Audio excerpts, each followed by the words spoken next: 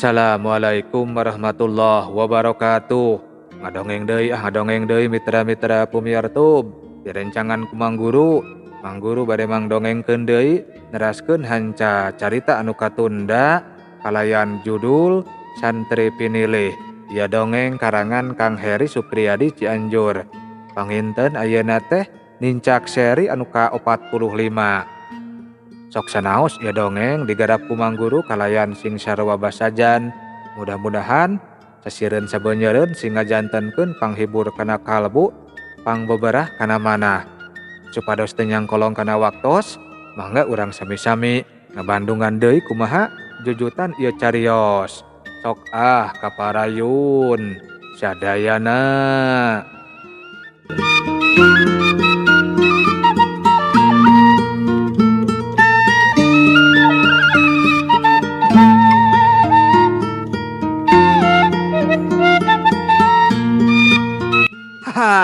Ari orang kudu kumaha Riz?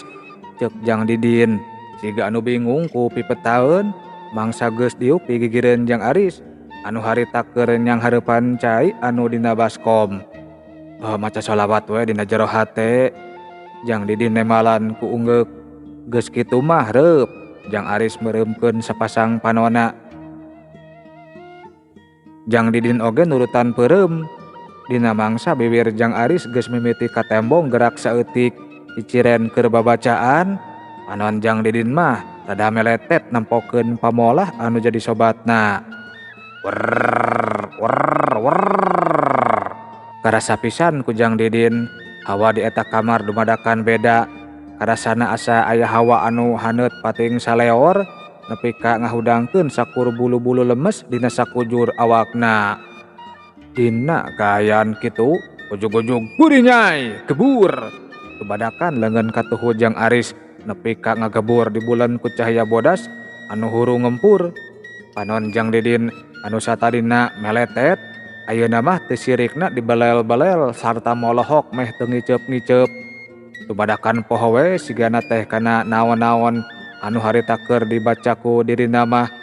Sanggeus aya kana sawatara kedapanana, celom Jang Aris ngancelomkeun curugna kana cai anu keur disanghareupanana. Cai dina eta baskom oge jadi kabawakeun ngagebur. Paselang jeung haseup ipis anu ngepul.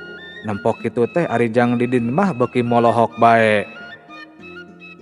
Teu lila antarana nya Jang Aris mimiti beunta. Bareng pisan jeung nilesna cahaya bodas anu samemehna ngabuleun leungeun katuhuna. Cai anu dina baskom oge ayeuna mah geus siga asalna deui. Alhamdulillah rengsedin, ceuk Jang Aris ngareret kanu jadi sobatna. Hari anu keur diajak ngomongna ku Jang Aris mah harita teh masih keneh dina kaayaan puluhak polohok.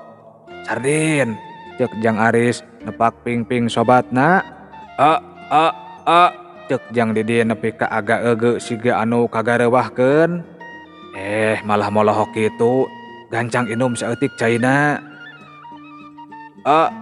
Nyaris. Geus kitu mah Jang Didin gura-giru bae nginum eta cai saragot, ditohtor langsung tina baskomna. Ayeuna mah aya anu karek inget urang teh Riz, ceuk Jang Didin deui. Naon kitu, ceuk Jang Aris netep ka sobatna. Bapak urang jeung anu garawe di Neng Tina, anu ayeuna jadi loba pating haruleng teh. Kabeh oge sanggeus nangarinum cai anu dibawa ku si Omo. Ari urang jeung sababaraha pagawe anu teu milu nginum mah teu kunaon Riz. Syukur ari nyaho kanu jadi musababna mah pikeun saterusna. Perkara ieu mah urang teh rek masarahkeun sapinuhna wae ka maneh. Rek kumaha wae carana ieu cai kudu kainum ku sakur anu garawe di Neng Tina. Naha, teu langsung ku maneh wae atuh Riz. Jeung moal oge mahi deui ari caina ukur sakieu mah. Yeh mahi, kudu kainum najan sakecelak, rek dicampurkeun kana sabangsaning inuman oge. Teu naon ari hayang loba mah. Hoglah atuh ari kitu mah. Tapi naha teu langsung ku maneh. Moal bisa urang mah isukan rek indit deui ka pasantren. Ceuk Jang Aris teu nyaritakeun perkara anu sabenerna. Rek ka pasantren? Pan sakedeung deui oge rek kawin sia teh. Ceuk Jang Didin nepi ka kurang kerung. Aya perlu heula, engke oge ari dina waktuna rek kawin mah, urang oge rek sagancangna mulang atuh Din. Ari geus ngarti mah jang Didin unggut-unggutan. Haha, matak anu garawe dina yang tina nepi ka karitu teh. Sababna di syariatan ku dukun sigeuna mah nyaris. Tanya jang Didin kalayan nembongkeun paroman anu pinuh ku kapanasaran. Nya sigeuna mah, tapi teu kudu loba omong ka sasahanya. Jempewe keur saheulaanan mah bisi matak genjleung. Maneh jeung bapa deui ulah garawe deui dina yang tina teh sempat ayeuna mah. Haha, marina oge sanggeuk teuing ari geus nyaho kieu mah. Jang Aris unggut-unggutan.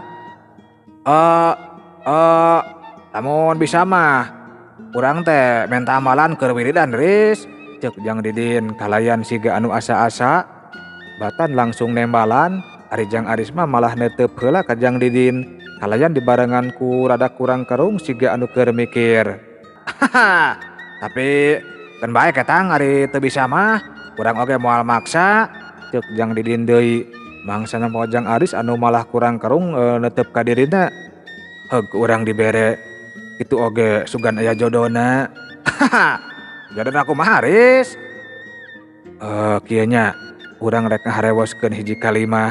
Lamun maneh langsung apal, berarti aya jodona. Lamun teu langsung apal mah, teu meunang dibalikan deui. Haha, atuh tuliskeun we Riz. Is teu meunang, da geus kitu aturanana. Teu bisa kukumaha geus dikitukeun mah jang Didin tibang unggut-unggutan. Kalayan paroman beungeut anu katembongna cangcaya kana kasanggupan dirina sorangan. Mitra-mitra pemiara tub dongeng Mang Guru, jang Aris rada ngised ngadeuketan jang Didin. Kalayan dibantu ku leungeun katuhuna. Jang Aris nompokeun bibir kana ceulik katuhu anu jadi sobatna. Ceuli jang Didin teu sirikna nepi ka tirancung-rancung bangsa jang Aris geus ngamimitian ngaharewoskeun hiji kalimah teh. Kumaha Din, apal henteu? Tanya jang Aris canggeus narengseh harewosan. Pikeun sakedapan mah jang Didin malah hulang-hulang siga anu keur nginget-nginget kana pangharewos anu jadi sobatna. Tapi antukna mah jang Didin ungeuk. Cik, coba harewoskeun ka urang. Ceuk jang Aris deui. Jang Didin gancang nompokeun bibirna kana ceuli jang Aris.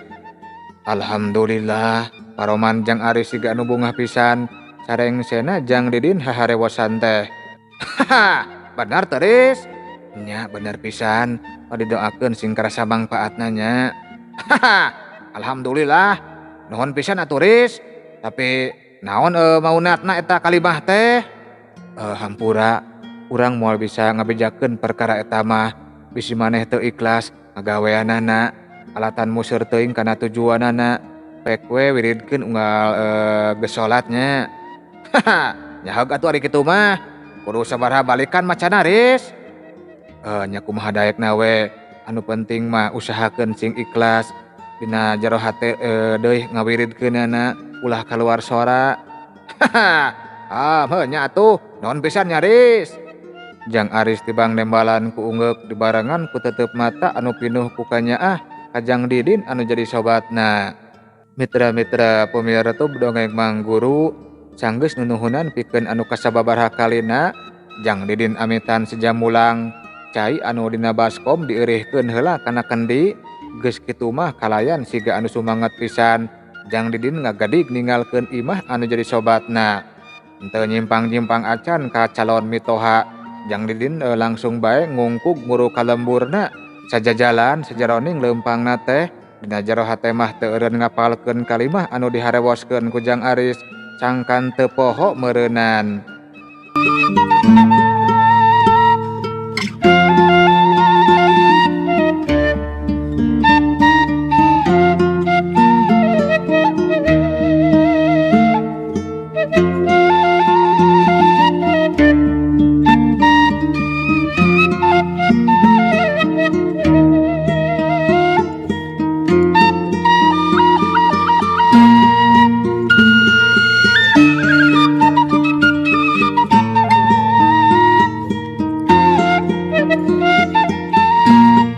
Mitra-mitra pemiara tub dongeng Mang Guru, gancangna ieu carita teu kacatur di jalanna mah. sanggeus nyorang lalampahan anu lumayan matak meres kesang. Antuk nama Jang Didin nepi deui ka imahna. Indungna Jang Didin harita mah cigana keur bebersih di pipir imah. Kadenge tina kusrakos rekna sapu nyere tina palebah kandang domba. Jang Didin gura-giru neundeunkeun di kamarna. Diapik-apik pisan nundana oge. Ayeuna mah sieun kadupak atawa bahe. Geus kitu mah Jang Didin ngoloyong ka rohangan dapur ngadon kurah koreh nempoan eusi pago. Didin, eta teh maneh kitu. Gerebekna indung Jang Didin ti pipir imah. Mangsa secara teu dihaja, Jang Didin ngadupak turu brantang nepi ka ngagolombrang. Haha, kucing mak, temal Jang Didin rada dijorawokeun. Dasar si Astahiyam. Jang Didin mah tibang nyerengeh mangsa ngadenge kekecapan indungna anu samodel kitu teh. Sarta anu saterus nama nyalebak dahar siga anu nikmat pisan. Teu lila antarana indung Jang Didin ngurunyung. Tuh Didin, aya goreng nila dituruban ku aseupan. Ceuk indungna Jang Didin. Kituna teh bari nunjuk kana aseupan anu ditunda dina luhureun rak wadah piring. Masih keneh dijieun tina kai harita mah rak wadah piring teh. Haha, wah, tos ngabadahkeun mak. Ngabadahkeun tibana horeng atuh sardin. Da teu boga balongna oge. Mana ngagantian ti Kang Arif eta mah. Tibang nyerengeh Jang Didin mah sarta anu saterusna mah gura-giru nyokot goreng nila anu dituduhkeun ku indungna. Haha, bapak teu acan mulih mak, tanya Jang Didin. Kituna teh bari netep indungna anu harita keur diuk bari ngoles-ngoleskeun apu kana seureuh. Jauh keneh atuh kana bedugna oge. Mohon hilap mak, cek Jang Didin. Ngomongna sebongosom da bubuhan geus mimiti ngahuap deui. Melang mama kasih bapak teh. Jadi kitu geuning asa mineng hulang-huleng. Sami we Didin oge mak. Tapi tenang we nya, engke urang landongan.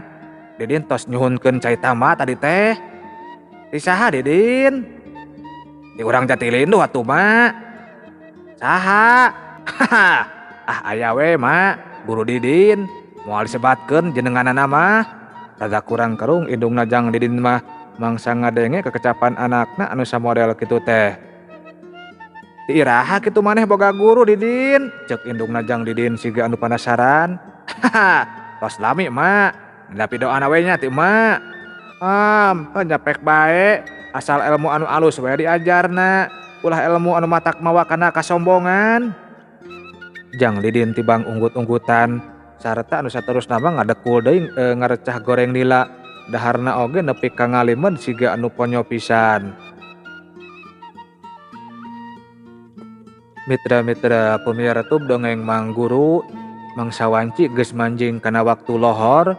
Jang Didin gura-giru ngalakonan salat di kamarna.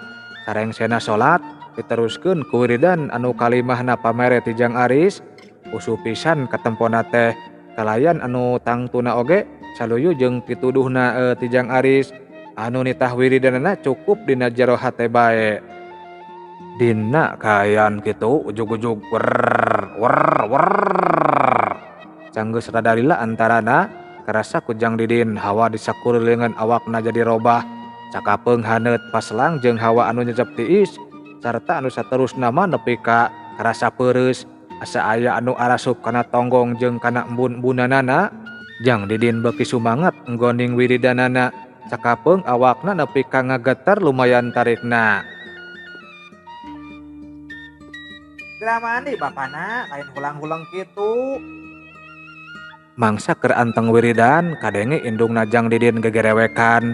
Gura-giru bae Jang Didin mungkas wiridanana jeung kojengka ngadeuketan kendi anu ditunda di juru kamar.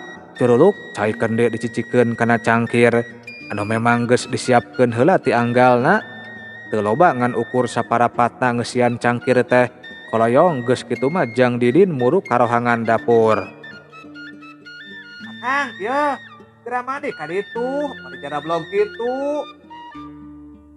Di dapur kasampak indungna Jang Didin siga anu pohara melangeunana mangsa nempo kaayaan salakina anu beuki dieu teh beuki mindeng hulang-hulangna. Tenang we mak, yeuh cenah dieut heula cai tamba tea. campuran cai biasa we mah supados wareg mah. Ceuk Jang Didin ngasongkeun cangkir kanu jadi indungna. Indung Jang Didin gura-giru nampanan cangkir tinu jadi anakna. Sarta anu saterusna mah dicician deui ku cai teko. "Yeuh, nginum heula Akang," ceuk indungna Jang Didin ngasongkeun cangkir. Teu kungsi ngomong-ngomong acan, kalayan paneutupna siga anu kosong. Bapana Jang Didin nampanan cangkir, sarta anu saterusna mah diinum nepi ka beakna. Jang Didin jeung nu jadi indungna nareuteub pinuh kapanasaran. Ayohna mah hayang nyaho kana pangaruh tina eta cai tamba. "Waduh, asa nyaan ngimpi teh," ceuk bapana Jang Didin sanggeus aya kana sababaraha kedapanana. Kituna teh dibarengan ku gigisik sagala. Teu beda we jeung anu karek hudang sare. "Akang, yeuh," ceuk indungna Jang Didin. Siga anu bungah mangsa nempo salakina, siga anu geus eling deui teh. "Naon? Angguran mah gerang ngejo, pan Akang dek gawe." Gawe. Tempo atuh, eta pakean oge jalablog keneh." Ngan gebeg. Bapana Jang Didin nepi ka ngagebeg siga anu pohara reuwaseunana. Mangsa nempo kaayaan dirina anu sakitu jalablogna teh. "Aya naon ieu teh Nyai? Asa lieur kana huluna oge," ceuk bapana Jang Didin neuteup ka pamajikan satiana. Kituna teh dibarengan ku garo-garo teu ateul sagala. Batan langsung nembalan, indung Jang Didin mah malah ngareret kanu jadi anakna. Jang Didin ungeuk siga anu langsung surti. Geus kitu mah ngan darak-dak weh Jang Didin nyaritakeun naon-naon anu geus kaalaman ku nu jadi bapana. "Astagfirullahaladzim. Nah bisa kitunya," ceuk bapana Jang Didin siga anu reuwas pisan. Canggeusna ngadenge katerangan ti nu jadi anakna mah. "Haha, teu danget ayeuna mah ulah damel deui dina yang tina, Pak. Kanggo alesanana mah pawartos we nuju seueur uruseun kitu," tetep Jang Didin pinuh ku kanyaah.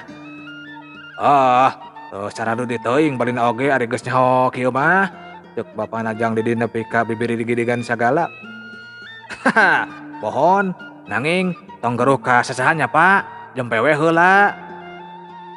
Terus ari batur kumaha? Takarunya atuh ari diantep mah. Haha, pasarahkeun we ka Didin perkawis eta mah Pak.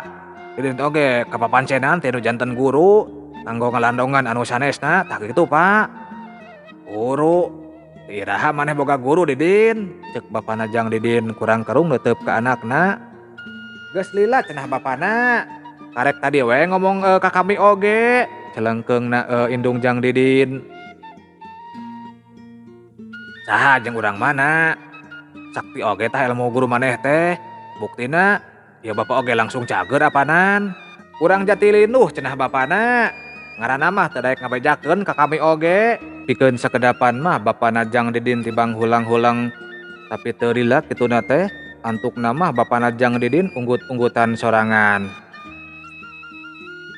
"Olah sing ngeunah Nyai, anteuran Jang Aris minangka wujud panuhun urang," ceuk bapana Jang Didin. "Aya naon bapana? Asa teu ujur-ujur.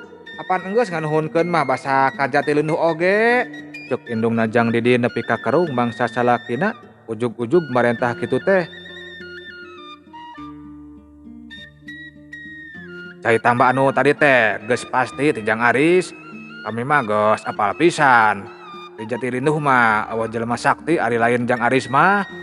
Paling oge diwanti-wanti heula ku si Didina sangkan teu ngabejakeun anu sabenerna. Da kitu geuning ari Jang Aris mah boga kasaktian teh siga anu embungeun kanyahoan ku jalma rea. Buktina we lamun harita teu kapiuhan mah moal aya nu nyahoeun saha si tergos beureum anu sabenerna teh." Mangsa ngadenge kekecapan anu jadi bapana samodel kitu teh ari Jang Didin tibang garo-garo teu ateul. "Bener eta teh Sardin," ceuk indung Jang Didin ngareret kanu jadi anakna. Beuleutrak," indung Jang Didin neke anakna. Jang Didin mah nepi ka muringis sarta ngagesek sirahna anu karasa nyeri. Sok ngawadul atuh sia ka kolot teh," ceuk indungna Jang Didin nepi ka ti popolotot. "Haha, atuh da mak. Manggas, angguran mah gara olah sing ngeunah. Engke pas sore ku Akang rek dianterkeun ka Jatilinduh," ceuk bapana Jang Didin gancang nempas. Teu ngomong deui, sanggeus gudad-gadud kanu jadi anak nama, urang giru bae endung jang Didin ngoloyong ka rohangan kamarna. Sigana mah rek nyokot heula duit pikeun balanja itu ieuna. Yeh, cag heula nya hei.